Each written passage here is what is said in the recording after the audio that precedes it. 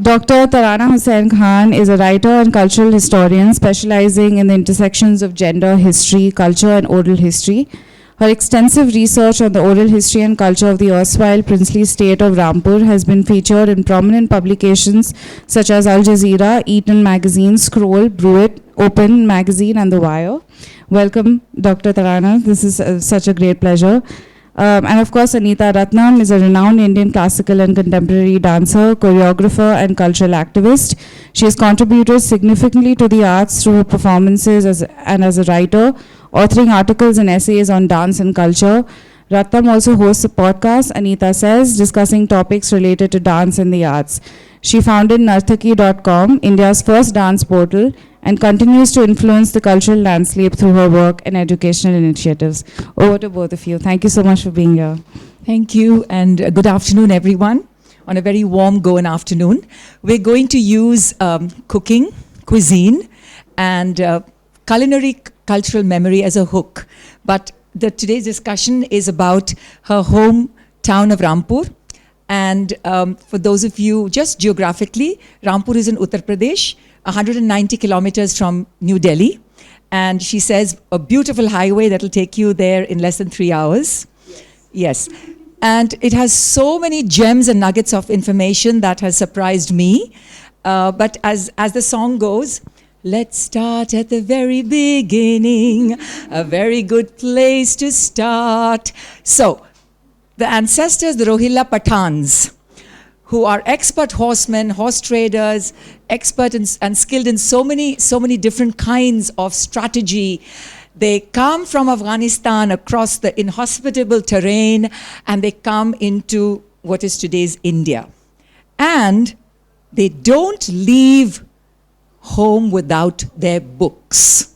Now, can you believe that? They all bring their books with them. So my opening question is, why were books so precious to the Pathans?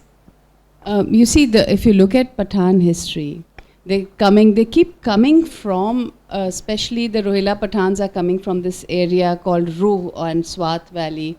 So when they come to India, we are looking through centuries, settling down, learning, educating themselves and collecting books. And books are extremely precious to them because learning is very precious. So when they ultimately see west of Awadh is all became Rohilkhand as Mughal Empire started to shrink. And we had, their capital was at Aula. Well, series of battles and confrontations, etc., later, 1774, the last stronghold is Rampur, established by the Rohilla Pathans. And the two buildings that they build is a mosque and a library, and where they house their books. And even today, we have those collections from 1774 onwards, and they keep collecting through the years, through the nearly 250 years of the Raza Library. Now it's housed in the Raza Library, which was the Darbar Hall, a beautiful building, and all of you are most welcome to be there, which is incidentally the largest repository of manuscript in India. And it's a beautiful library, and people still don't know about Rampur. So when I came back to Rampur, so my family and my husband's family belong to the earliest settlers of Rampur. And when I came back to Rampur, I wanted to know around... After living in England? No. So where did you live? So where? No, all over. Okay. All over. So I wanted to know more about the place of my ancestors, and I started reading at the Raza Library. And the interesting story, how did food happen? Food found me. Of course, food is the most important thing for the Pathans. But food found me in a very strange way. So there was this librarian who had annoyed the senior librarian, and he said, you can't, look at these manuscripts. There are cookbook manuscripts in the Raza Library dating to 1816 to 1880s. And he was not allowed because he found this librarian very casual. So he comes to me and he whispers, do you know there are Persian cookbook manuscripts here? And said, oh God, there are there? And so I go to the senior librarian and I say, oh, you want to read the manuscripts? Do you know Persian? I said, no, I don't. He said, do you know what what is cooking called in Persian? I said, no. So he said, it's called tam. I said, all right. But he didn't give me the manuscripts, and I had to pull a few strings and, of course, family connections and all that. And finally, I got these gorgeous, closely handwritten Persian manuscripts, and I could just, because I know Urdu, so I could just read the headings, and I knew that more than 300 dishes were cooked in Rampur, and what happened to them, what happened to the 50 shades of pulao, and why do I have just one today? so that's how it began, and of course I started learning Persian, translating this cookbook, and trying to make these recipes at home. And I was struggling with them because, of course, the techniques of cooking have totally changed.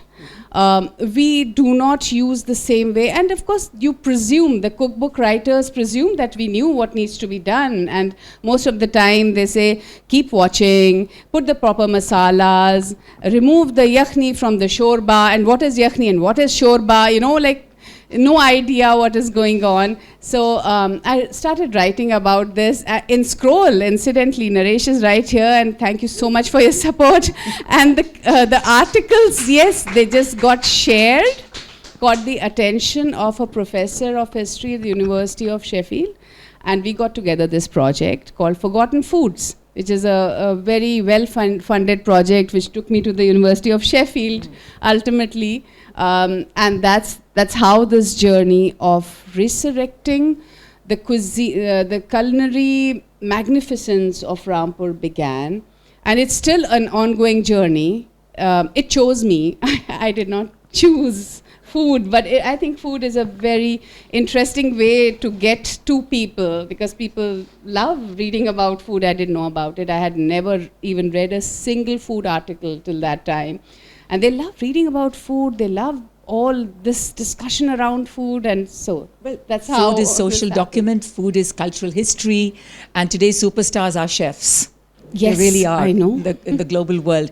There's something very interesting that we spoke about, and the fact is that if you say that the recipes were in Persian, and that even the chief or the head cooks or the head chef in the kitchen couldn't read Persian, so who was the interpreter who interpreted the recipes so they could be made?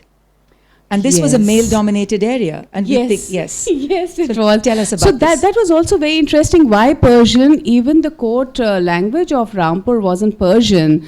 But you see, there was like in Awadh, there was these Nawabi family gentlemen, connoisseurs. In the same way, in Rampur also, they were styling themselves as connoisseurs of everything, like poetry and food and aesthetics, you can say that.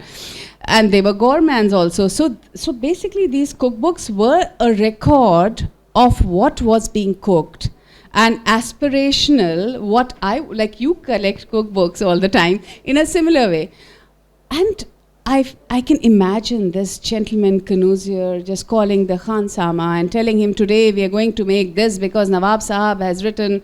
They're not very freely available, but they're also penning down the recipes. And in one of the cookbook manuscript, the author is the Nawab Kalbe Ali Khan, 1860s.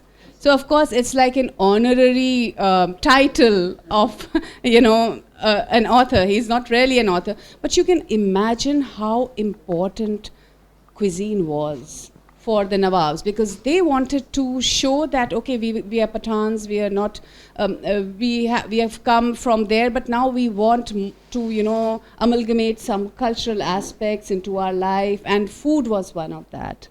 And later it would shape into something which was much larger, which was like gastro-diplomacy, where they're entertaining people and they're exercising diplomacy over food.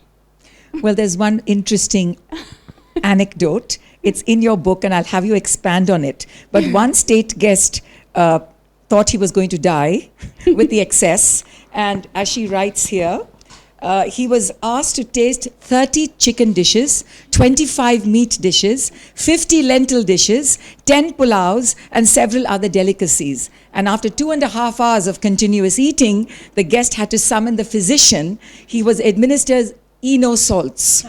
And later he remarked that the banquet nearly killed him.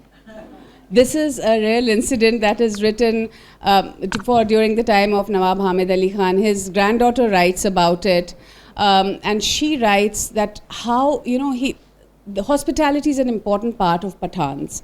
Rampuriyat, now we call it Rampuriyat, but it's the part of the culture, and the Nawab insisted. So he usually had nearly 200 dishes on the table for the state guests. And he insisted, why don't you try 1 spoon of every dish? And that was just too much for this poor guest. Interestingly, he had 150 cooks, and everyone is competing with each other. One is a rice cook, one is a sweet meat cook, and there were separate kitchens, and it's all a male-dominated world. Meanwhile, women are in the zanana. And the next, also an interesting aspect is they're doing something in the zanana also, though they get the meals delivered to them every single day. But they have their little kitchens also. They have their kahari maids also. And we have no records of that at all. We have no idea what they were doing over there. But now let me continue with the whole curve of the Rampur cuisine. This is the height of Rampur, the development of Rampur cuisine, very meticulously crafted. Would you say 18th century? This was. This is 19. Let's say 8, because I got the first cookbook 1816. So Okay. I am assuming that century. 1816 they started this process of developing this cuisine. But 1857 is important because Rampur is placed between Awadh and Delhi. 200 kilometers, nearly 200 kilometers from Delhi. So you have the artists, the poets, the singers, the musicians, and the Khansamas coming to Rampur, which is a very prosperous state, welcomed by the Nawab, who sets them to work crafting a cuisine that is not Awadhi, not Mughal, but very Pathan in the taste spectrum, you can say. So would you say less spices? Yes, the Pathan basically the complexity of flavors does not come from using too much of aromatics. I was in fact surprised while reading these manuscripts at all the things. I thought that I won't find the ingredients or the spices, but the very basic spices are being used. I think the process is more important. The dishes are not very flowery, doesn't have too much of keda and rose water and all that Awadhi, aromatics, but good strong flavors. So that is what Afghan palate was probably at that time. In fact, I was really surprised because some Afghan friends of ours came over and we to Rampur, and we were trying to find the roots of the cuisine. And they said, no, we don't use lal mirch. We just use 4 spices: bay leaves, green cardamom, peppercorns, and cloves. That's it. Nothing else. They just put everything else aside. And so then I realized that, yes, this is what the Rampur cuisine was all about. And the Khansamas who were cooking over there, learning from their Awadh counterparts who are actually very dominant in the kitchens. One would love to know, what was happening over there. So they wanted to cater to the palate of the Nawab, who was the main gourmand, who was the person who was approving the flavors, and that is what was happening. A sort of a Rampur take on Mughal and Awadh, all of those cuisines. I just want to put this on context in terms of financial terms. The annual budget for those kitchens at that time was 2.5 lakh rupees, which today translates into 8.3 crore rupees. Annual budget was the kitchen budget. Just for you to know that you can say it was simple, but it was probably the number of guests and the amount of entertaining and the number of dishes. You talk about 50 different types of pulao. More than that, actually, I've just said it because it sounds nicer, but more than that. And a lot of vegetarian dishes also. We always assume that, you know, a Muslim cuisine is all about meat. Lot of meat, but yes, vegetarian dishes also. And different innovative ways of cooking these vegetables, combination of the vegetables and meats together. That's also Rampur cuisine. What we have today is just what the women decided should remain. That's what I always say. You know, okay, after all, after everything, all this whole journey, we come to after independence, even till the 1860s, we know from the secondary sources that nearly 30 kinds of pulaus were there. We already have this narrative, and most of these dishes are being cooked in the royal and the elite families. But of course, the same story for most of the princely states. 1972, the privy purses are stopped. Rampur particularly had an economic downfall, though the last Nawab tried to establish a lot of industries in Rampur, but they somehow, you know, came down. And so we have a lot of unemployment, people selling off their land, people moving out. Khansamas who knew these secrets being disbanded from the royal kitchens and carrying their secrets to the grave. So that is the downfall of the cuisine. So 60s and 70s is just a generation back. And then we lost this whole cuisine, which took more than 100 years to actually develop. And so my effort was to bring back at least some part of this culinary, you know, some dishes maybe, and make it accessible to the people, the common person who would want to recreate a piece of Rampur in their kitchen. That was I'm going to divert a bit and leave food. We'll come back to it. We'll come back to your famous urad dal khichdi and the snobbery of the Rampuris. But I want to talk about Rampur Gharana of music, which has been so special. And we have students like Rashid Khan and Shanno Khurana. And how did they gravitate to Rampur? Was it because when Delhi and sort of Awadh sort of collapsed, everybody went to Rampur, and that became the next sort of the crucible of arts? Yes, very much so.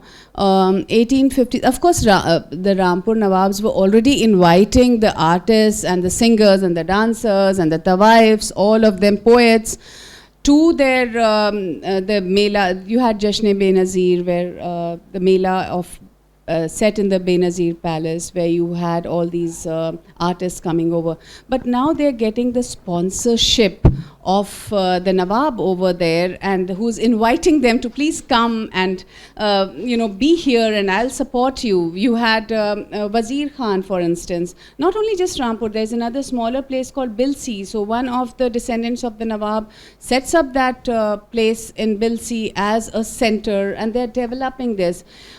They had the techniques of even singing. So there was one, and all this is oral history, and a special way of playing the sitar. The sitar, yeah. Yes. Pandit Ravi Shankar is very much there. We have Lachu Maharaj over there. We have Begum Akhtar, more modern, singer over there. So when Shagird is taught, he is put in a sort of a tent which has skin of an animal or something. I mean, I could only understand it like this. And he, when he's finally, singing, the skin over this sort of a tent should vibrate so much that it should crack. That should be the tenor when he takes those high notes. So that's one way. And you had all the Nawabs themselves were singers. They were, the Nawab Raza Ali Khan was playing khartal. Nawab Hamid Ali Khan was so adept at classical music that the big ustads would, touch their ears when he sang. Things like that. You had Gohar Jan, who was very much over there and supported by Nawab Hamid Ali Khan. So yes, Rampur Gharana of music, still people know a lot about. But unfortunately, they don't know so much about the Rampur school of poetry. You had, of course, everyone knows that Ghalib was supported. Not, I won't say everyone knows because, well, it's still something people don't realize that Nawab Yusuf Ali Khan was a Shagird of Ghalib, and he supported Ghalib. Then there was Daag Dehlvi. He is Delhi, but he spends about 21 years in Rampur. He grows up in Rampur. He goes back to Delhi, then comes back to Rampur. He in fact founds what is called the Rampur School of Poetry, and you have Amir Minai who is there, and they have that famous couplet, Urdu hai jiska naam, hum hi jante hain daag, and Amir Minai saying that no Awadhi people know what is Urdu, you know. That kind of a rivalry is happening. So there is a distinct school of poetry. Then you have the Dastan Goes. Dastan Goi, yes. Dastan Goes are called from Lucknow and Delhi, and they are invited to come to Rampur, and they write, they are asked by the Nawab to pen down their Dastans. Now till that time, it was an oral tradition. There are today more 235 or some Dastans that are there in Rampur, handwritten by the great masters, which actually fed into the printing of the Tilisme Hoshruba by Naval Kishore Press in 1880s. That's the first print. And so we do have that, at least some penning down of Dastan, but the orality is lost when actually you are writing it down. So you have all these Dastan Goes, and all that tradition is absolutely lost and forgotten. But Dastan Goi, I think, is coming back in Yes, it popularity is. in Yes. some areas. And it's also very interesting, continuing about Rampur, my mother, who was a specialty in indigenous breeds, was a great admirer of the Rampur hound. The Rampur hound was a special breed crossed with the greyhound, and was specially used as the best sighting animal. You know, Yes. for sighting animals. So the Rampur hound has a very prominent place in indigenous Indian dog, that tapestry. And something else that I was so interested to know was that the culture of men working out, you know, the wrestling culture, and Rampur today makes the best wooden clubs even today for the men to work out. It comes from Rampur. Yes. You know, it's so that was to me really very interesting. And there's an interesting story that you say about how there was a special technique Yes. of how one of the teachers created a technique of how to create a very lean, what we call six-pack abs today. Yes. But he had that culture in Rampur, that he would be able to, and as well as cure ailments. So there was a physical culture as well of a Yes. pride in male physique. Absolutely. So the famous story, there were a lot of akhadas, and there still are akhadas in Rampur. You still have those old techniques going on. Of course, I couldn't enter the akhada while the exercises are going on, but they had this nali technique, which is like push-ups. So the famous story is that when Gama Pehlwan, who was a internationally well-known Pehlwan at the time of the British, he had a problem having a belly, and so he came to Rampur, and he was taught these exercises, the nali technique of becoming lean. And they had also special, it just became like a center for physiotherapy. Like people who couldn't walk because of different things would come in there, and they were cured through different exercises, etc. So even that is a tradition. That's a oral tradition which is lost in Rampur. So it's a whole culture that because of economic degradation of a very prominent princely state, a lot of knowledge is lost, a lot of culture is lost. Let's get back to food and the almost cult-like religion that the Rampuris feel about the urad dal khichdi. Yes, so of course khichdi is an Indian dish. Everybody in India, I have this I don't know, I cannot prove this theory, but this is something that I feel that that khichdi itself is a totally Indian dish of Indian origin. In Rampur, the khichdi is urad dal khichdi, like that black lentil khichdi. Why was it so? Because urad dal was grown in that area. Rampur is kind of a foothill area. So urad dal is grown over there along with the rice.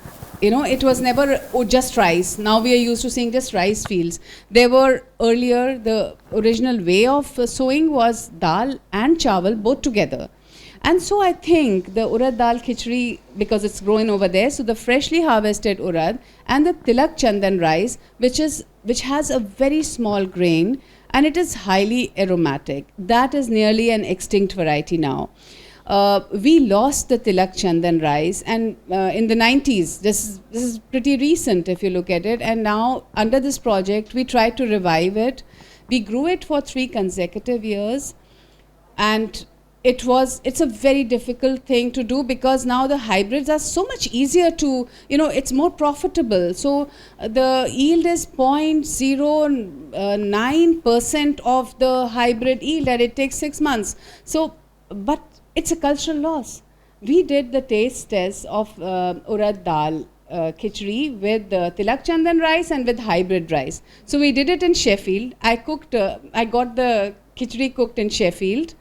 We did it in Delhi and we did it in Rampur. Now in the other 2 places, nearly about 50-50%, like some people liked the hybrid rice khichdi, some people liked the tilak chandan khichdi.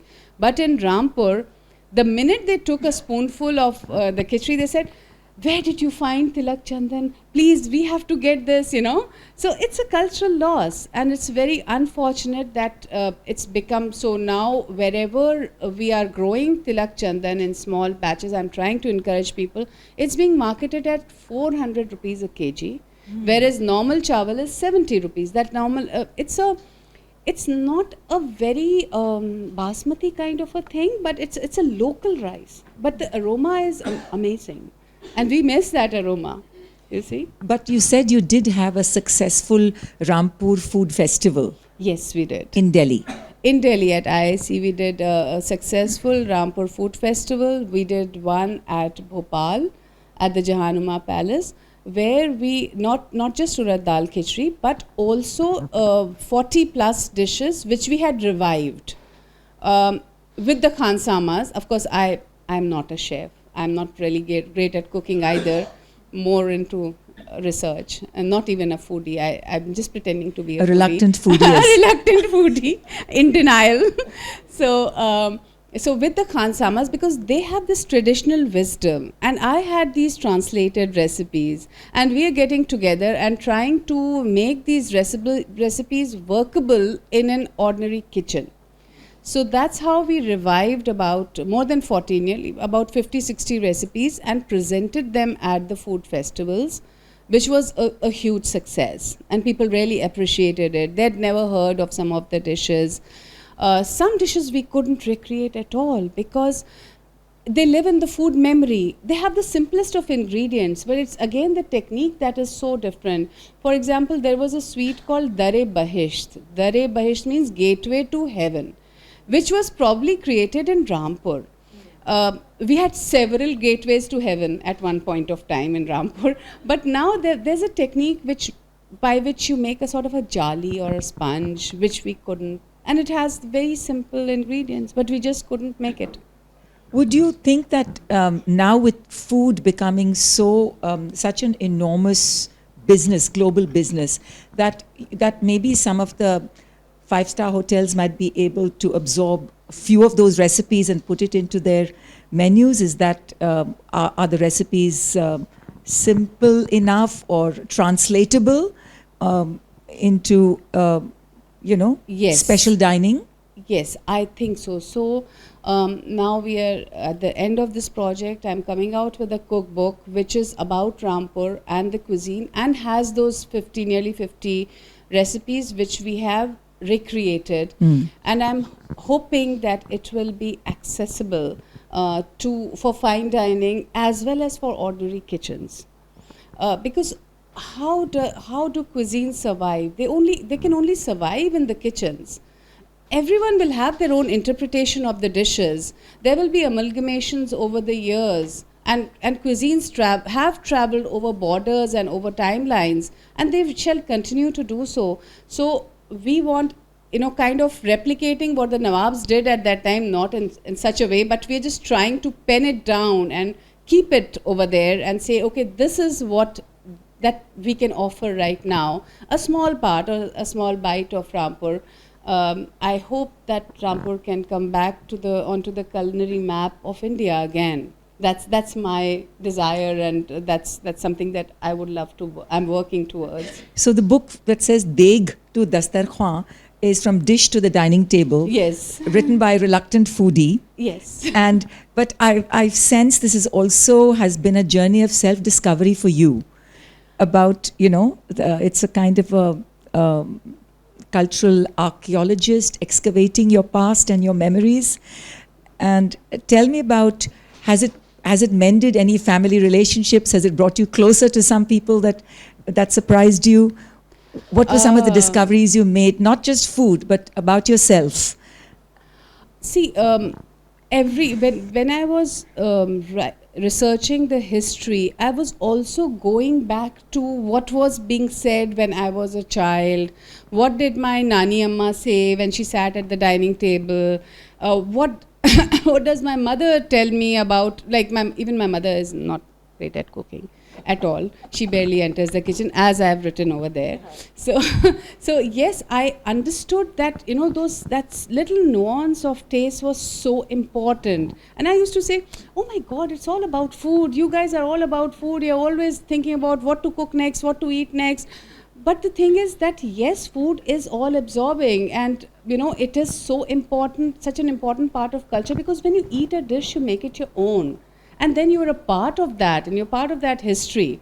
So that was the important discovery, and I stopped looking down upon this idea of talking about food all the time, because I'm talking about food all the time. I'm writing about food all the time.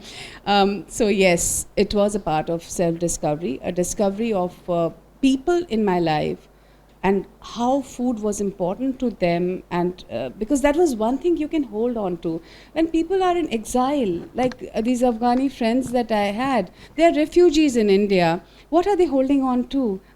How do they bring back their homeland on the table? It's just on the table through recreating those dishes of their homeland. And that's what my ancestors were doing at that time, while they were trying to cook something over there and put it on the table and remember their homeland, until they made it their homeland.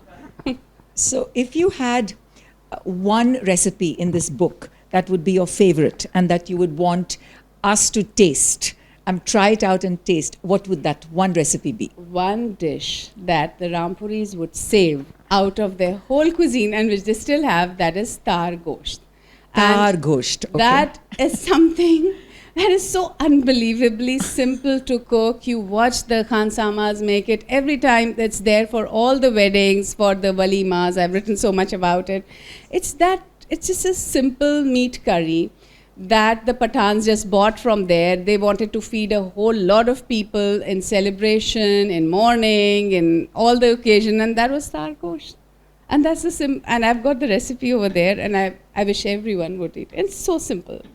It's just so simple and unique at the same time. Ladies and gentlemen, Tarana Husain Khan. Thank you. A food historian. Thank you so much for this conversation. Thank you so much. It was a pleasure. Questions, comments? We have some time, or we don't have time? 1? 5 minutes. Yeah, we have 5 minutes. Wait some. Okay.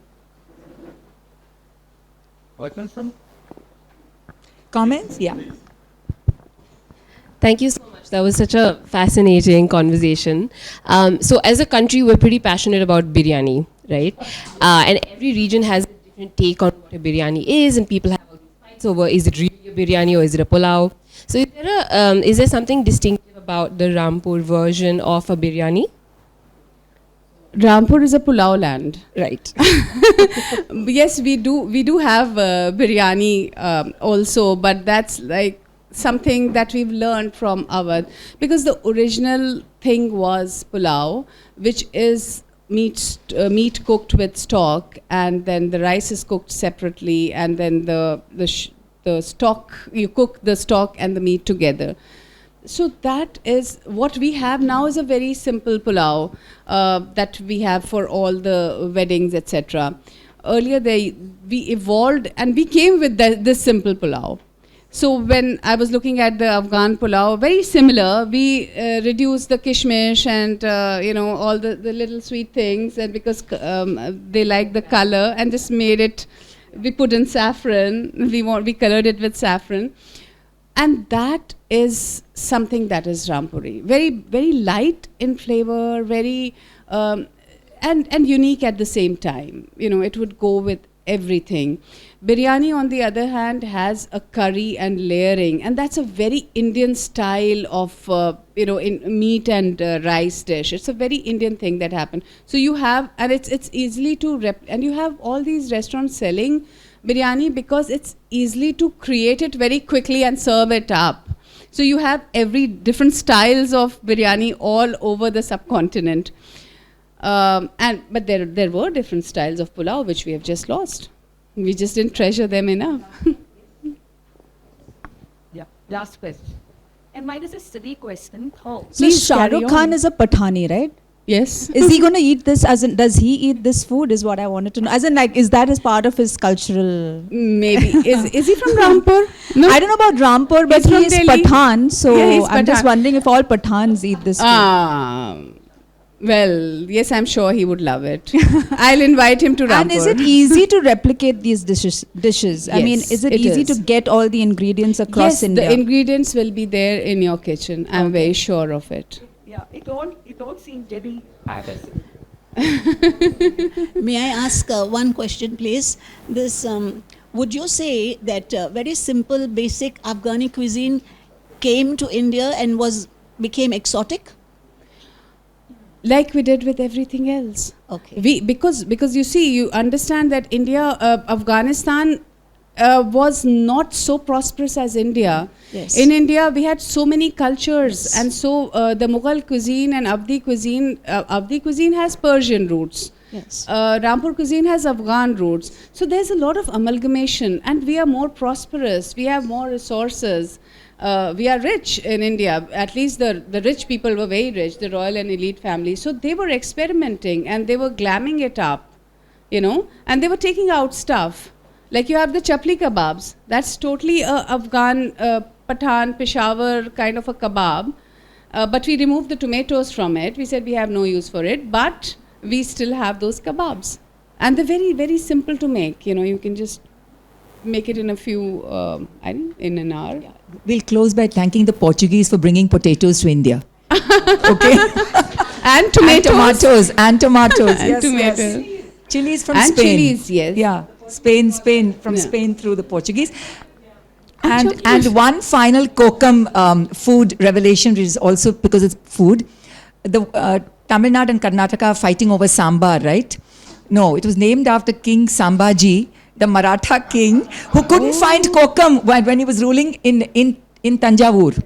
So he found imli as a substitute. So it was named after him. Wow. Yes. Yes. See how we just keep evolving. Recipes evolve like people, Yes. Yeah, it is the DNA of culture. Your cuisine, please treasure your recipes, please treasure your dishes. Thank you Thank so you much so much for both being of you. here. Lovely session.